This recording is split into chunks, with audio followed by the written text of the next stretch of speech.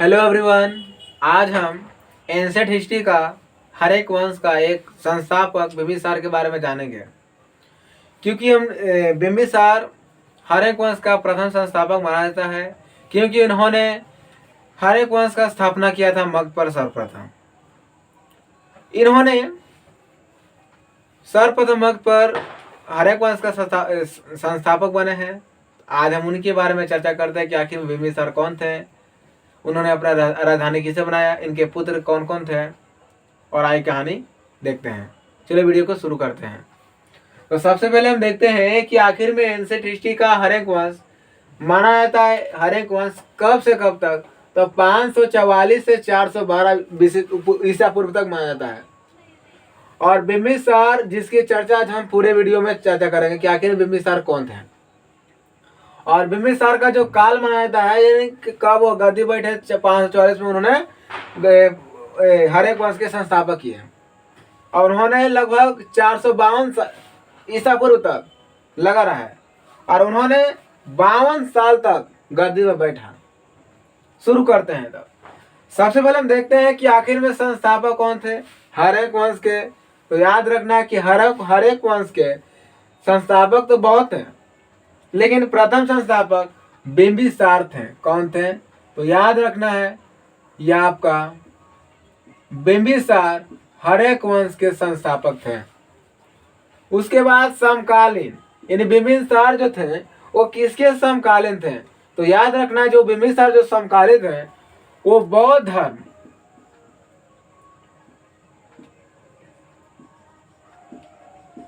धर्म और तथा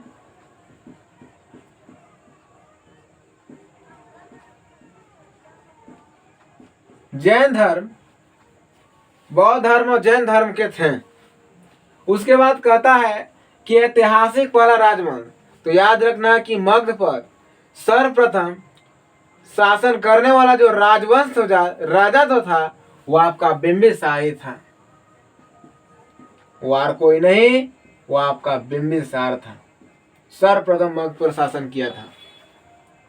उसके बाद आता है राजधानी, कि आखिर में बिंबिसार ने अपना राजधानी किसे बनाया। तो बिंबिसार ने जो अपना राजधानी बनाया था वो राजगृह को बनाया था। राजगृह, या इसी को कहा जाता है गिरिब्रज, या ये लिख सकते हैं कि या इसी को कहते हैं गिरिब्रज। एक ही नाम है। अगला, कितना साल तक उन्होंने मगध पर, यानी हर एक वंश का प्रथम जो संस्थापक बिंबिसार थे वो गद्दी पर कब तक बैठे रहे? तो लगभग 52 साल तक ये गद्दी पर बैठे रहे। 52 साल तक। उसके बाद अनुयायी, तो आखिर में जो बिंबिसार जो थे वो अनुयायी किस धर्म के थे? तो वो आपके बौद्ध धर्म के थे।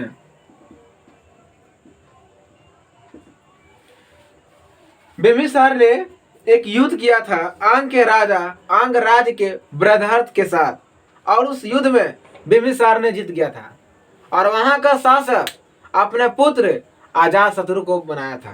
क्योंकि बिंबिसार के दो पुत्र थे, एक आपका अजातशत्रु था, एक आपका उदयन था। तो हम कह सकते हैं कि हराया किसे था? तो बृहदर्थ को, अंगराज के बृहदर्थ को हराया था। विवाह के माध्यम से क्षेत्र का बढ़ावा, यानी बिंबिसार जो थे एक ऐसा राजा था जो विवाह करता था और दहेज में जो मिलता था उस दहेज से अपने क्षेत्र का राज्य का बढ़ाया था, पूरे क्षेत्र को बढ़ाया। एक ऐसा राजा था बिंबिसार जो विवाह के माध्यम से अपने राज्य के क्षेत्र को बढ़ाया। तो यहां लिख सकते हैं कि राज्य के क्षेत्र को बढ़ाना। अगला है प्रथम पत्नी। तो इन बिंबिसार ने ऐसे देखा जाए तो अनगिनत शादी की है, लेकिन यहाँ कुछ 4 प्रमुख शादियां हैं। इन्होंने प्रथम शादी अपने महाकोशला देवी से किया था, जो कोशला की पुत्री और प्रसंजित की बहन थे। और इस विवाह में बिंबिसार को दहेज में पूरा काशी मिल गया था, जिससे लगभग साल में प्रति वर्ष वार्षिक वेतन से मिलता था। तो कह सकते हैं कि प्रथम पत्नी कौन थे? महाकोशला देवी।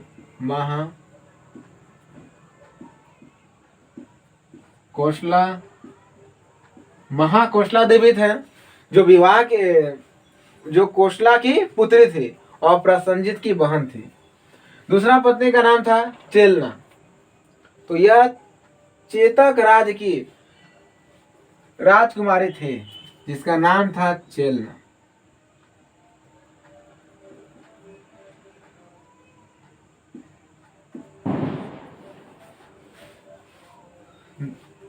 तीसरी विवाह इन्होंने क्षेमा से किया था जो पंजाब के राजकुमारी थी।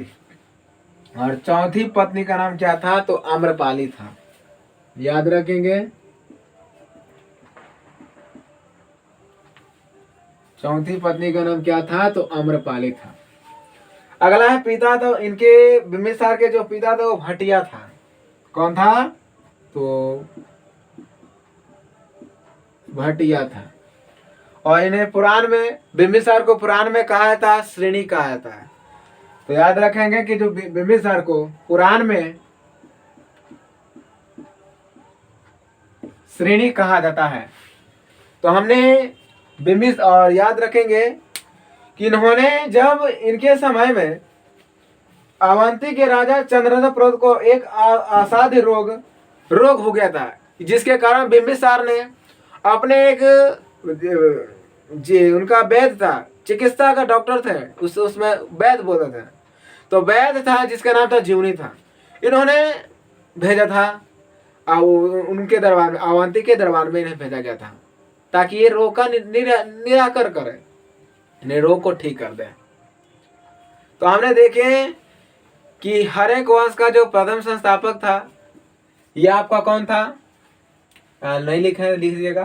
प्रथम संस्थापक भी इन्हें कहा था बिंबिसार को। ठीक है, तो यहाँ लिख सकते हैं प्रथम।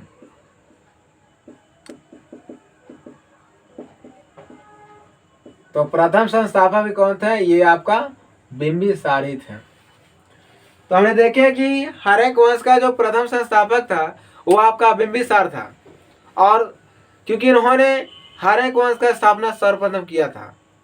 इसके बाद हम देखें कि इनके दो पुत्र थे जिसका नाम था अजातशत्रु और उदयन था। इनके पुत्र का क्या नाम था? लिख सकते हैं यहाँ पुत्र। तो पुत्र कौन कौन थे?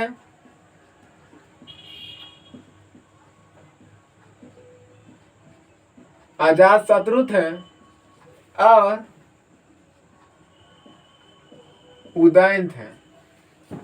ठीक है, तो हमने देखे क्या कि बिंबिसार ने सर्वप्रथम क्या किया? हरेक वंश का स्थापना किया और प्रथम संस्थापक बन गए।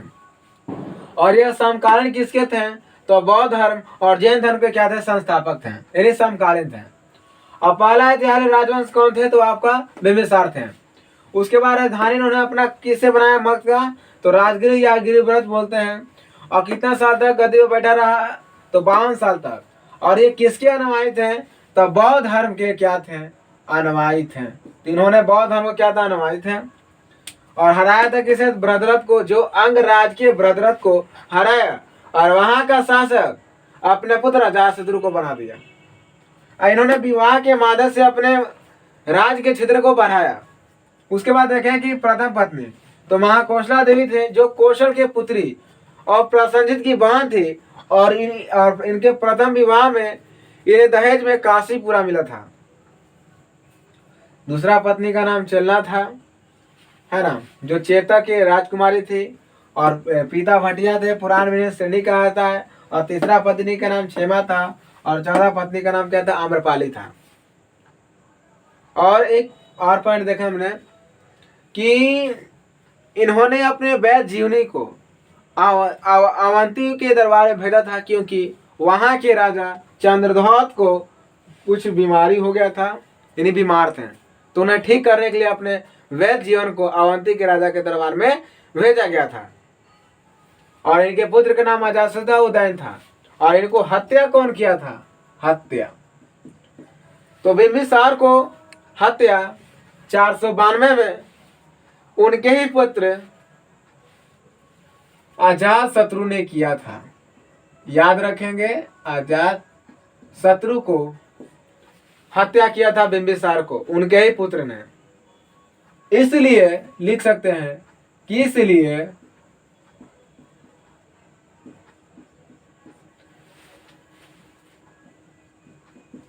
अजात शत्रु को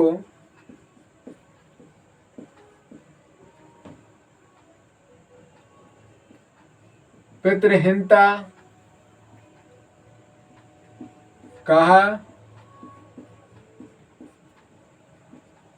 जाता है। तो हमने क्या देखे कि बिंबिसार को अपने ही पुत्र अजातशत्रु ने हत्या किया, इसलिए अजातशत्रु को पितृहीनता कहता है। और उसके बाद अजातशत्रु अपने पिता गद्दी पर बन गया, राजा बन गया। तो उसकी कहानी अगली वीडियो में बताएंगे। आखिर में अजातशत्रु कौन थे, इन्होंने अपना राजधानी किसे बनाया, इन्होंने किससे विवाह किया, किससे युद्ध किया, इसके बारे में चर्चा अगले हम वीडियो में करेंगे। तो आज के लिए हम यहीं तक रखने देते हैं। अगर वीडियो बढ़िया लगता है तो कृपया सब्सक्राइब करें, लाइक करें, शेयर करें, ताकि नए वीडियो अपलोड करने के बाद आपके पास इसका नोटिफिकेशन आपके चले जाए। Thank you.